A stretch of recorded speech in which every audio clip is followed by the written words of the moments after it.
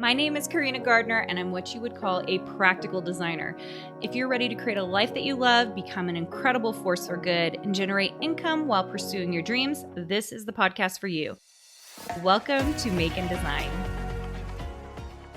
If you haven't experienced it yet, I promise you will. And that is just part of owning any kind of business, no matter whether you're selling your art, you're selling your design work, you're selling online, or you're freelancing. And that is dealing with unreasonable clients.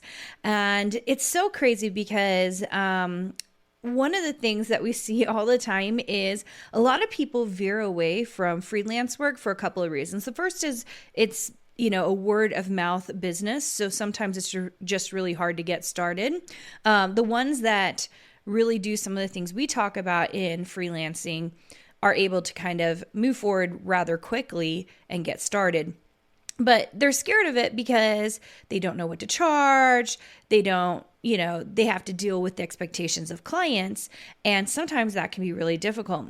Ironically, those of you who own online stores and sell your designs that way, which is one of the ways we teach you to do it, will have the same thing happen to you. And I'm going to give you an example. This is someone on my team told me this, where a client ordered a physical product from this person, and they gave measurements, and the measurements were like really tight. They're like 2.5 inches or something. And this object, which is not something that needs to be a specific size, was like 2.5 plus like maybe almost like 2.75. Like, so not very far off. Like, and this is a product that's sewn. So it wasn't that big of a deal. And it doesn't matter for the project itself or the thing itself. Well, this person apparently was very upset by this. And so in order to make it right, and by the way, you guys know, physical products you have to ship, you lose money on. This designer decided to just make another one and did it exactly perfect. So they did. They made it exactly perfect and they mailed it off for free. So this person now has received 2 of this item, and one of them, they did for free. So basically, this designer or the shop owner has gone negative, okay, at this point, either broken even or negative. And then this client comes back and says, well, I don't like, I think it was like the way that the fabric was cut, like so that they didn't get certain elements of the look of the fabric, and which you guys all know, especially those of you who are quilters, like when you cut fabric, you just cut fabric. You can't like make sure that the exact design is the same, all this other stuff. And at that point, this particular person just refunded the person and said, I'm not sending you another one. But not only did she send 2, ship 2, she refunded. And so it was like a complete and utter loss because the owner of this shop was trying so hard to please this client. Now, did she do all the right things? The answer is yes. Like 100%, it was everything I would have done. Just tried to make it right, make it good. But there are some things that you guys cannot fix. And you will have, I promise you, they come up again and again, the unrealistic client. This is the person who is really trying to get a deal from you. They are trying to get free work from you, and you can spot them from a mile away. And yet you try really hard to please them.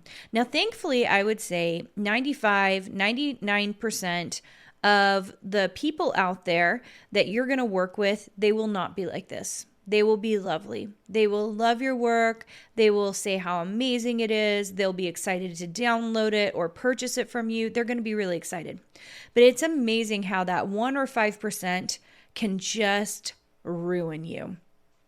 This has happened a few times to me. You're not in business long enough unless you've experienced this burning.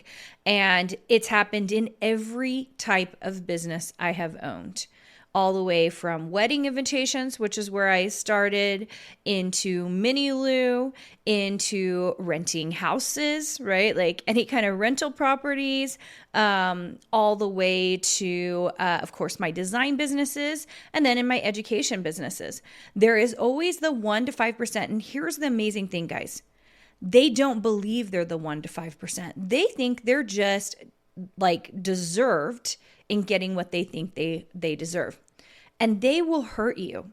They will make you feel like you never want to do business ever again. Despite the fact that you've made hundreds of thousands, if not millions of dollars, they will make you feel like you just want to up and quit. That is the power of negativity in our world. And here's the thing that's really amazing. I actually think, especially as designers and artists and those of you who are doing online platforms, we see less of this, less negative and nastiness and meanness from clients than just about any other industry. I have talked to other industries, worked with other industries, and they deal with a much bigger segment of the population who is mean, demanding, upset, wanting more for less. And so I just wanted to talk to you guys a little bit about this because some of you have experienced this. And second of all, if you haven't experienced it, one day you will experience it. And I hope that you'll listen to my words here because this is the thing that gets design business owners, art business owners off track. And I don't want it to get you off track because it is really, really hard. So you might say, well, Carina, how do you deal with it? First of all, on my end, I always like to be like, I'm going to do everything I can to make it right to begin with, okay? Even though it's a detriment to me. And some of you might be like, but like, you're losing money. The answer is yes, you are losing money. But I think that it's still up for my good conscience, and this has nothing to do with just reputation in general, but for my moral compass and for me to feel good. If someone is upset about something, I will go the extra mile to try to figure it out. Now, depending on what it is, sometimes there are people who are literally unreasonable and you can just tell. Like, you are going to run into them, you can just tell. And there's really literally nothing you can do. Anything you say, anything you do, you can't do anything, okay? So you just have to say, I'm sorry. Saying I'm sorry is always a good thing. I'm sorry. This is what we agreed to. This is what I'm trying to do. And I'm thinking in particular freelance clients right now. Because, if you create a huge branded thing plus brochures and they're still upset by it or they want more, I will just go back and do multiple revisions until we get it right. And just keep going until we can fix it, right? To get it better. Same with any physical products that we've sent out. We'll just do everything we can. Have I made mistakes? Yes, I have. Absolutely. It's not business if you don't make mistakes. But I try really hard to make it right. You can tell when you're working with an unreasonable or dealing with an unreasonable person. And when that happens, when you've done everything you can and that happens, you just have to wipe your hands and say, okay, I'm sorry. I don't think I can help you. You can do things like refunds. You can also just be like, I gave you exactly what you needed. I tried really hard to do multiple revisions for you, and then just walk away. And, sometimes you're going to have to do that. And it's because the losses are sometimes so great, you can't do anything about it. Now, what about the emotional side of the whole thing? Because I promise you there is. I don't know how men deal with it. I'm not a man, so I can only tell you how I deal with it. And I will tell you that I'm pretty sensitive about these things. Despite years and years in business and trying to grow a very thick skin, I am still very human. And I don't want someone to be upset with me out there in the world. And the thing I've realized, especially as my brand has grown, as my educational products have grown, as we start a university, that it's unavoidable. It is absolutely unavoidable. Sometimes these things are just bots. Like on Instagram, do you guys know that like a lot of times it's just bots? Like horrible, nasty comments, these are bots, okay? Did you know that they had done a lot of research? They initially started bots giving positive comments and there was no reaction. So they started doing negative ones because people will click on you and go see what you're doing if you leave something negative. So like negativity is that strong and that hurtful that people will check it out. It's a very fascinating, horrible bit of our society.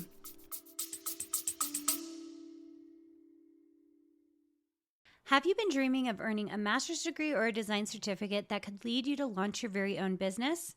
The University of Arts and Design has unique programs where you not only learn how to design, but how not to be a starving artist, which is why I created it. Join us in our upcoming Design Your Future event. Visit uad.education/Design Your Future to learn more about our students, discover the courses that we offer, and find out more about how you can become part of something truly unique in the university experience.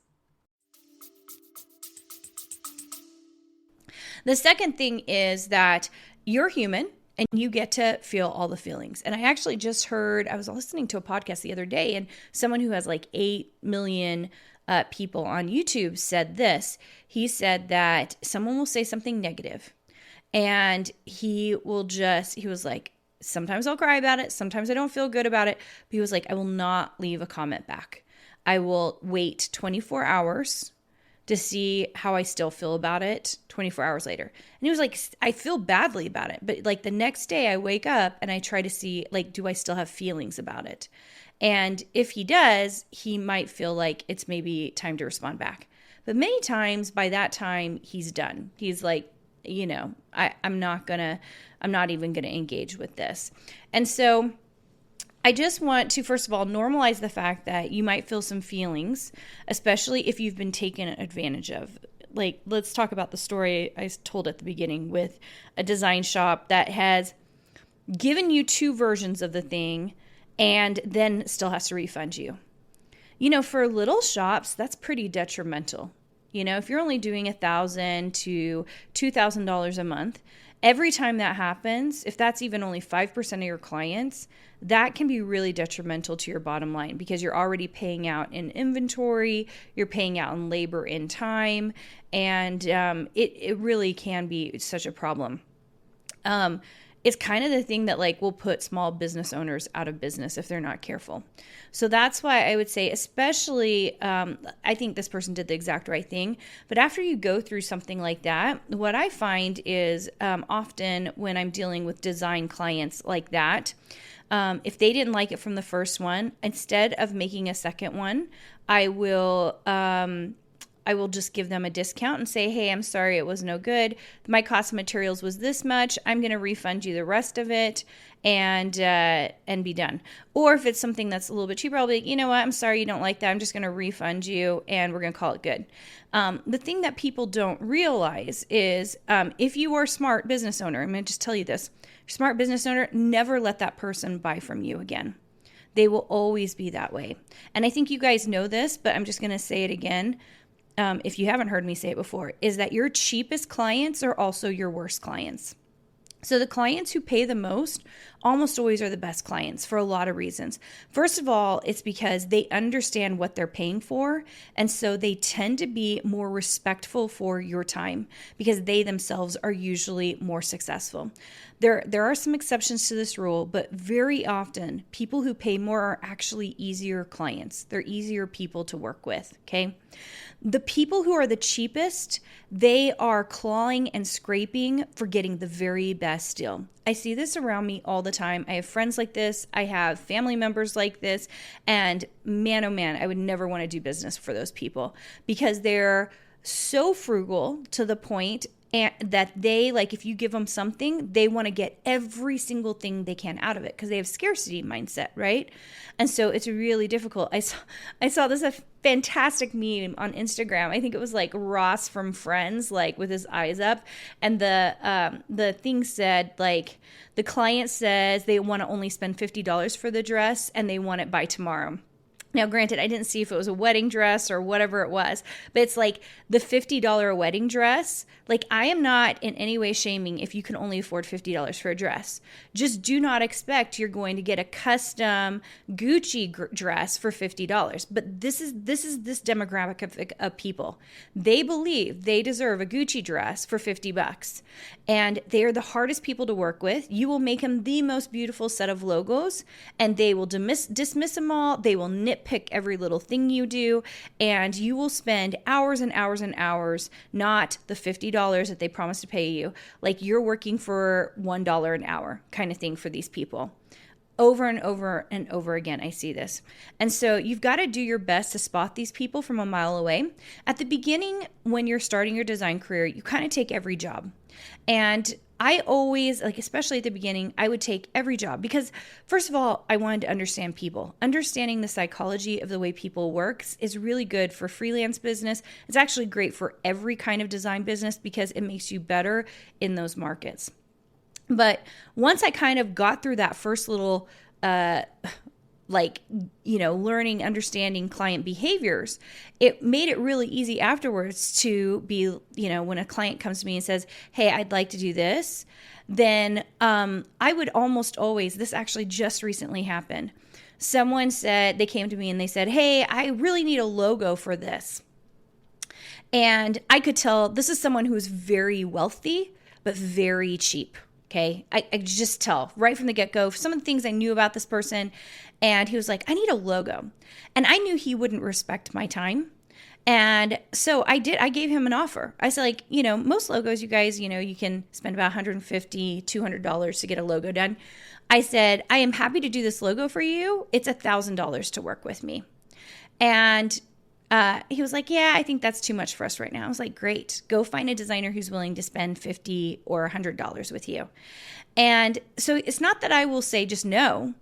I will just give them a price and see if they're very serious about it.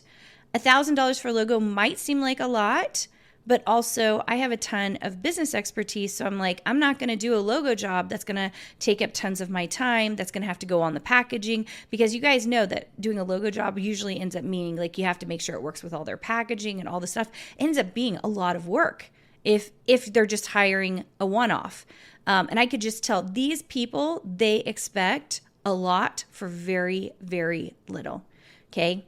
So I'm not saying you shouldn't take jobs. At the beginning, you just take jobs. You get the experience, you kind of figure out how it all works. But I also want you to know that the Ross Geller like eyes going up when someone tells you they want a dress for $50, I'm sure like a custom made dress of any sort, and they want it tomorrow, has zero respect for your time. Zero respect for your time. And they will be a terrible customer. They will nitpick every little thing. This happens many years, for Christmas cards, a lot of times you'll go hire a photographer for $300 or $400 to take pictures of your family. You know the people who are like, you have a nice camera. Will you just take pictures for me for free? Almost any time I've done this, which it's just literally like, I'm going to snap these shots. I don't care about your family pictures. I'm just helping you out here. I'm going to hand you all these things and you can do whatever you want. Every single time. The person who wants the free shot also will come back and be like, hey, can you fix this photo for me? Or I hate the way these turned out and I need you to move this head and blah, blah, blah. It's like, wait, remember how I did this for you for free? You guys know what I'm talking about here, because this has happened to you, because I tend to attract givers. You are a giver. You want to help people. You want to make them things. You guys know, especially those of you in the craft world, someone will come to you and say, oh, that cake topper you made was so pretty. Can you make one for me? And of course they want you to do it for free, right? Some of them will pay you, but the most part, they want it for free. And it's like your time, your effort, your design work, and they just think that they deserve to get it for free, okay? So here's what I'm going to tell you about dealing with this. The more you say no, the better. The more you say no, the better. And let me tell you even a little bit deeper about this, okay? The reason you're going to say no isn't because you're just the best designer ever. The reason you're going to say no, because I find that most people won't accept that. I'm the best designer, and so I deserve to say no when I don't want to do a project. No one does that, okay? Instead, you're going to say no because you're going to calculate in your head how many hours they're really going to take, okay? And they're going to say, oh, I'm only going to take an hour of your time to do this or an hour of your time to do that. And then what you're going to do is, if you think in your head, okay, they say they're going to take an hour of your time. I want you to at least 5 times it, okay? So if they say it'll only take an hour, I want you to think in your head, actually, they're going to take up 5 hours. Okay, for many of you, that's your morning plus some, okay, of design work. If they say, oh, it'll only take 2 hours, I want you to 5 times that, 10 hours. They're going to take up 10 hours of your time. Now, maybe they're not really going to take up that much, but you'd be surprised at how many of them end up taking up that much time, okay?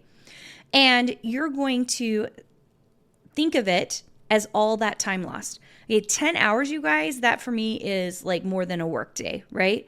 So you're going to be okay with losing an entire work day. For me, a work day of design work, like if I'm working a 10-hour day and I'm really designing stuff, dude, that could be 20 to 50 designs depending on what I'm creating. That is a lot of money lost.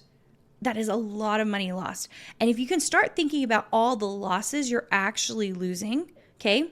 Or my favorite is people who want you to do stuff and it takes up like your family's time. I get that a lot. Like people who want me to do stuff for free for them all the time. I'm still not the best at saying no, you guys, but like the moment I start calculating in losses, that's when I start to realize, hey, Carina, you are really losing here. And you're also not making a good choice for your family. And I find this is far more motivating to givers than just being like, I'm going to say no because I'm the best designer and I don't deserve to do this work, or I'm really good at setting up boundaries. I usually find that at the beginning, if you can just pause for a second and start calculating up in your mind how much time it really is going to take, then it's much easier to say no. The other thing you can do is, I'm not really great on the fly. Maybe you are. Maybe it's really easy for you just to say no right away. But I actually really struggle to say no to someone to their face. Instead, what I'll do is, can I get back to you on that? Or I need to think about that. There's nothing wrong with that, because you might find it's a project you really do want to do, or there's a client that wants a really fast turnaround and you feel like you can probably do it. But you need to just pause for a second and allow yourself to think through the whole process, give yourself some pros and cons. You are allowed to say, instead of yes and no. And sometimes this is really good for like those of you who really like are quick on yes and no, and I tend to be this way. Saying the words or memorizing the words, I just need to think about it, or I need to sleep on it, or I will get back to you on this. Whatever works with your vernacular. So I think that really helps, because it gives you a moment to really assess whether it's something you can fit into your schedule, whether it's worth your time. And I think this really helps those of us who tend to be trigger yeses on everything. But it also actually helps for those of us who are trigger nos on everything. So and you might be one of those, like maybe you say no to too many projects. And at the beginning, we actually need to say yes to quite a few projects.